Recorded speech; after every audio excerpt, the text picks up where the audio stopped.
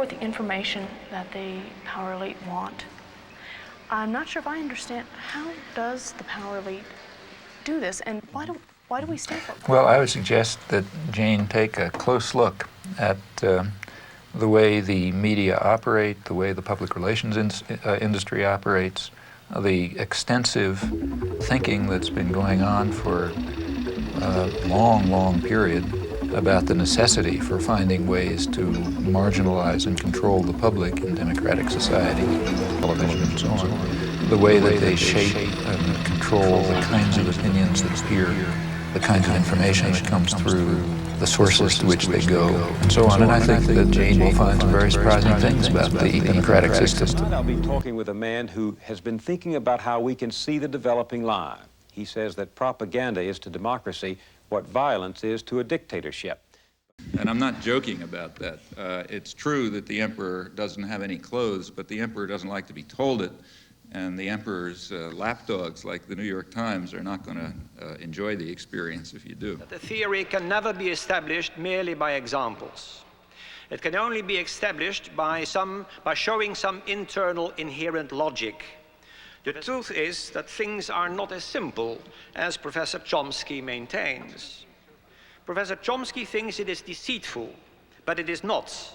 In a representative democracy, it means freedom and democracy are by now not merely values to be treasured, they are quite possibly the prerequisite to survival.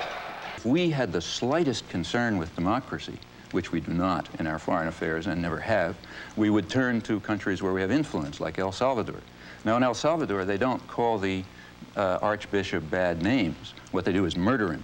They do not censor the press. They wiped the press out. They sent the army in to blow up the church radio station. The editor of the independent newspaper was found in a ditch, mutilated and cut to pieces with machete. May I continue? I did not interrupt you. Democratic goals that constantly surface throughout history. They should be serving not power and privilege, but rather their victims. Freedom and democracy are by now not merely values to be treasured, they are quite possibly the prerequisite to survival.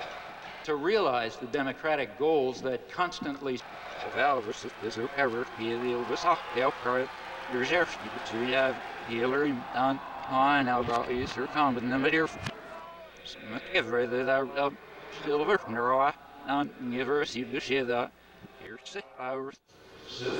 realize the democratic goals that constantly surface throughout history.